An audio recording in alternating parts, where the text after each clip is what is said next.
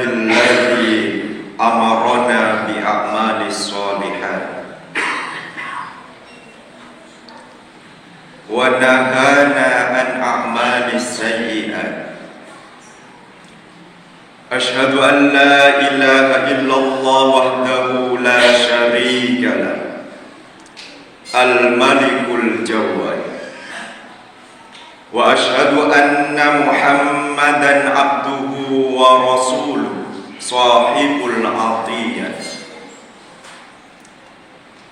Allahumma salli wa sallim ala sayyidina wa maulana Muhammadin wa ala alihi wa ashabihi wa man tabi'ahum ila akhir sa'ah.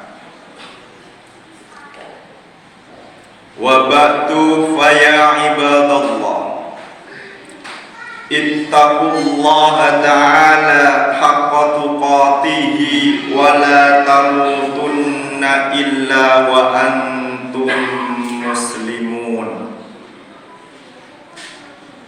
Qala Allah ta'ala fi kitabihil karim, a'udzu billahi minasy syaithanir rajim.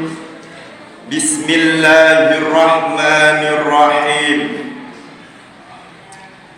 Innallaha wa malaikatahu yusholluna 'alan nabiy. Ya ayyuhalladzina amanu shallu 'alaihi wa sallimu taslima. Wa qala an-nabiy sallallahu alaihi wasallam, ana sayyidu waladi adam yaumal qiyamah wa awwalu man yanshaku anhul kubar wa awwalu syafi'in wa awwalu musyaffa'in. Sadaqallahul azim wa sadaqa rasuluhun nabiyil karim. Para jemaah sholat Jumat rahimakumullah, melalui mimbar yang sangat mulia ini, marilah kita selalu senantiasa meningkatkan keimanan dan ketakwaan kita kepada Allah Subhanahu wa ta'ala.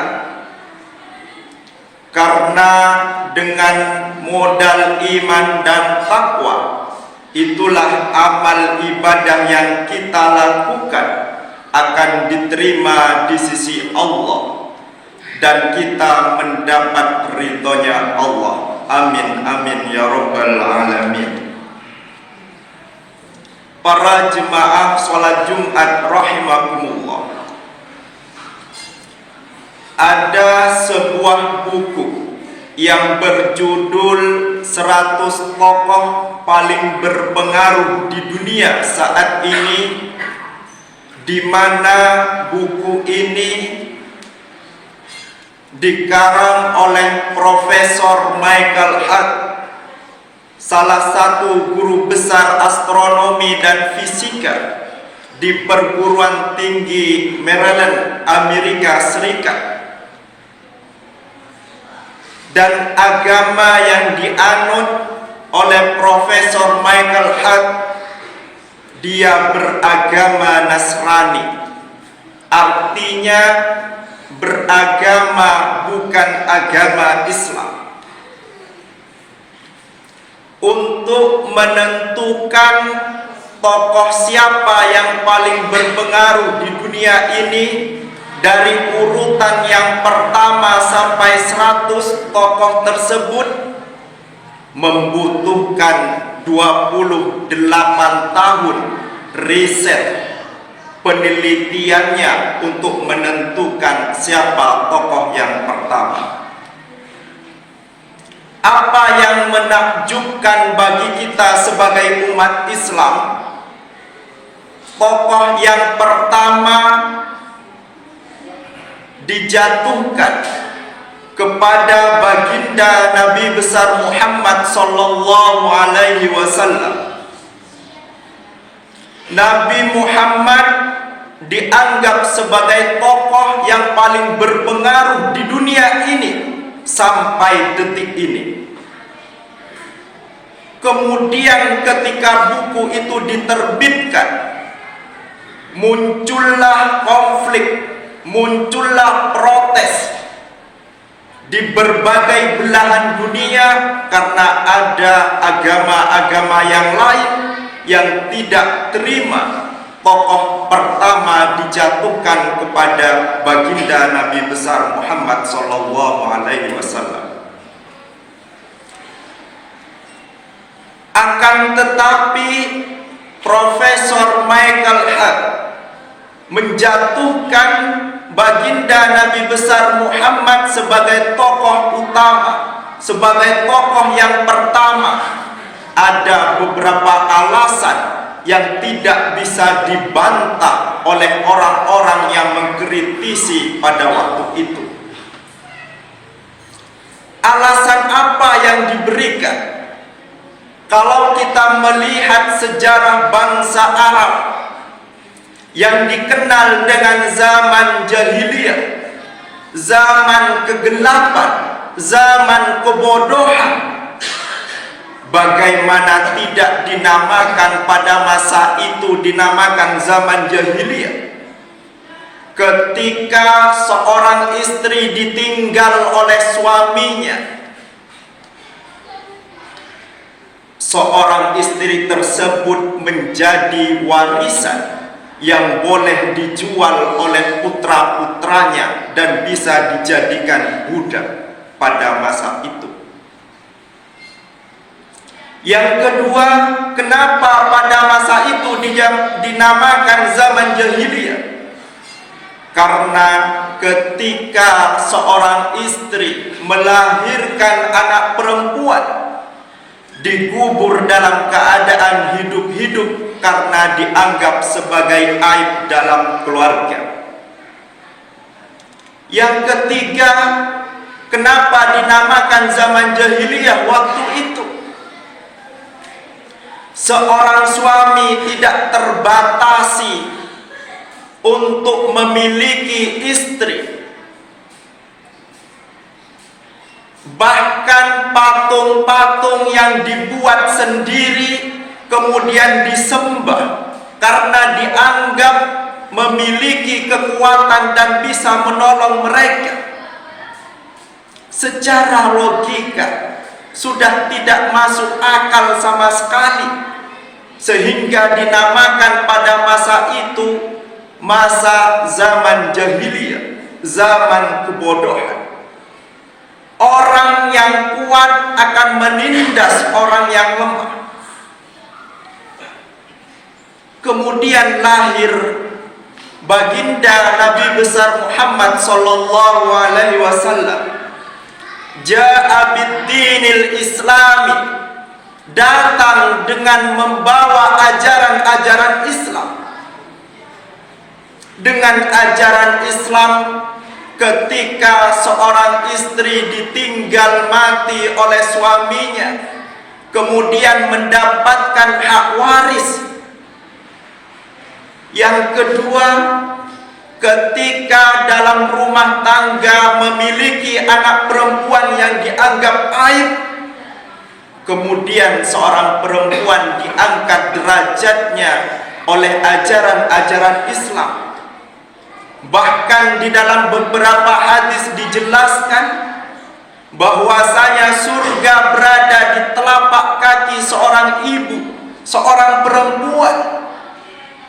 Kemudian di hadis lain yang diriwayatkan oleh Imam Bukhari Muslim, an Abi Hurairah, dari Abu Hurairah, ja'a rajulun ila Rasulillah sallallahu alaihi wasallam, datang kepada Nabi seorang laki-laki, kemudian bertanya, wahai Rasulullah, siapa dari kedua orang tua kami yang pertama yang harus kami hormati? Nabi menjawab, ummuka, ibumu. Kemudian laki-laki ini bertanya lagi, kemudian siapa ya Rasulullah? Allah, ummuka, ibumu. Bertanya lagi, Nabi menjawab, ummuka, ibumu. Setelah pertanyaan 3 kali, kemudian bertanya lagi, baru Nabi menjawab, abuka, ayahmu. Ini adalah bukti bagaimana ajaran Islam meninggikan derajat seorang perempuan. Kemudian seorang suami yang tidak terbatasi memiliki istri dengan ajaran Islam, kemudian seorang laki-laki dibatasi oleh Allah dan Nabi-Nya, Nabi Muhammad SAW.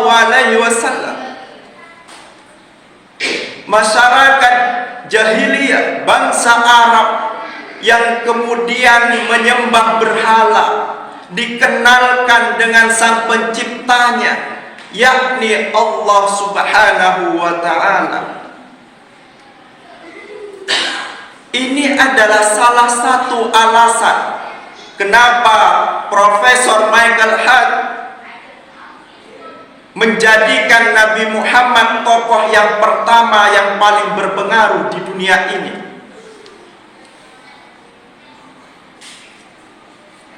Para jemaah rahimakumullah. Kemudian timbul pertanyaan di dalam benak kita. Strategi apa dakwah yang dilakukan oleh baginda Nabi besar Muhammad sallallahu alaihi wasallam? Strategi dakwah yang dilakukan oleh Nabi Muhammad hanya satu. Innama bu'istu liutammima makarimal akhlak.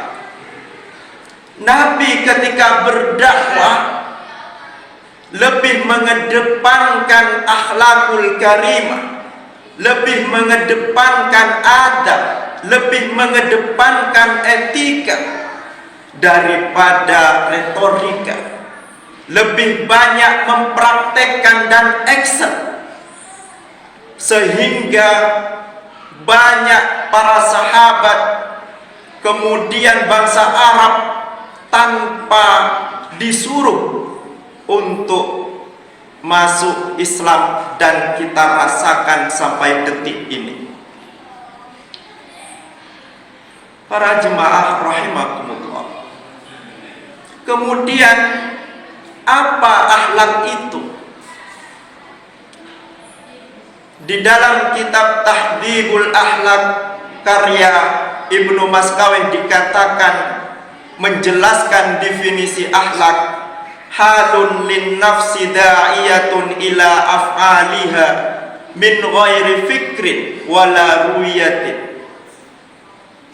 Akhlak itu adalah dorongan jiwa untuk melakukan sesuatu tanpa difikirkan dan terjadi secara spontanitas. Itulah yang dinamakan akhlak.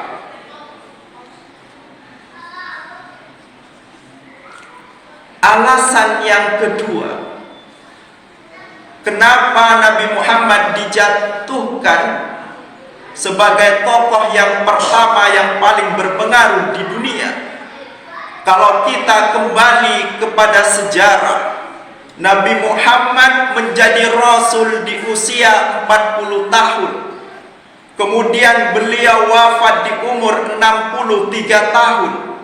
Artinya dalam waktu yang singkat, dalam waktu 23 tahun, Nabi Muhammad bisa merubah bangsa Arab yang awalnya zaman jahiliyah menjadi zaman yang terang berderang dengan adanya ajaran Islam.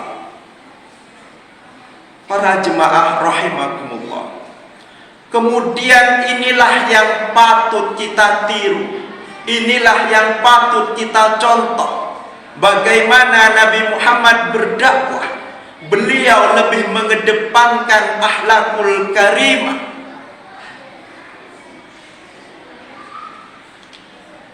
Para jemaah rahimakumullah. Di dalam khutbah yang pertama ini, saya ingin menutup dengan sebuah hadis yang diriwayatkan oleh Imam Muslim. Nabi bersabda, "Ana sayyidu waladi Adam." Saya adalah anak turunnya Nabi Adam. Ana sayyidu waladi Adam yaumal qiyamah, ketika di hari kiamat. Wa awwalu man yanshaku, dan saya adalah orang yang pertama yang akan dibangkitkan anhul kubaru, dari alam kuburnya. Wa awwalu syafi'in, dan kata Nabi, saya adalah orang yang pertama yang akan diberi pertolongan oleh Allah. Wa awwalu musyaffa'in, dan saya adalah orang yang pertama yang bisa memberi pertolongan kepada orang lain. Dan ini adalah satu-satunya manusia yang kelak dapat menolong kita ketika di yaumil qiyamah, ketika yaumul ba'si, ketika hari pembangkitan, yaitu baginda Nabi besar Muhammad sallallahu alaihi wasallam. Para jemaah rahimakumullah, marilah di waktu senggang kita, marilah di waktu aktivitas kita menyempatkan untuk selalu membaca sholawat kepada baginda Nabi besar Muhammad sallallahu alaihi wasallam, agar kelak ketika di hari akhir kita mendapatkan syafaatnya beliau semuanya. Amin amin ya rabbal alamin. Dan semoga kita menjadi umat Nabi Muhammad yang kelak bisa membanggakan beliau ketika di hadapan Allah Subhanahu wa ta'ala.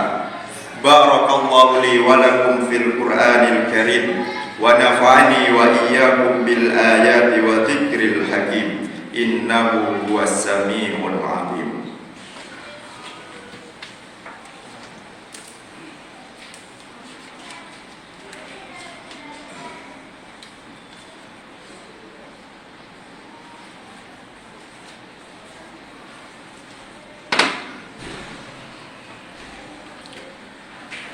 Alhamdulillahi hamdan katsiran kama amara.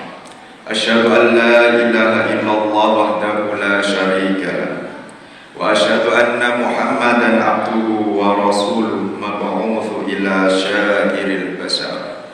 Allahumma shalli wa sallim ala sayyidina wa maulana Muhammadin nuril anwar wa ala alihi wa ashabihi ajma'in. Amma ba'du. Faya ibadallah, usikum wa iyaya bittaqwallah, faqad fazal muttaqun. Qala Allah Ta'ala fi kitabihil karim, a'udzu billahi minasy syaithanir rajim. Bismillahirrahmanirrahim. Inna a'tainakal kautsar, fasholli li rabbika wanhar, inna syani'aka huwal abtar. Allahumma ighfir lil muslimina wal muslimat, wal mu'minina wal mu'minat, al ahya'i minhum wal amwat.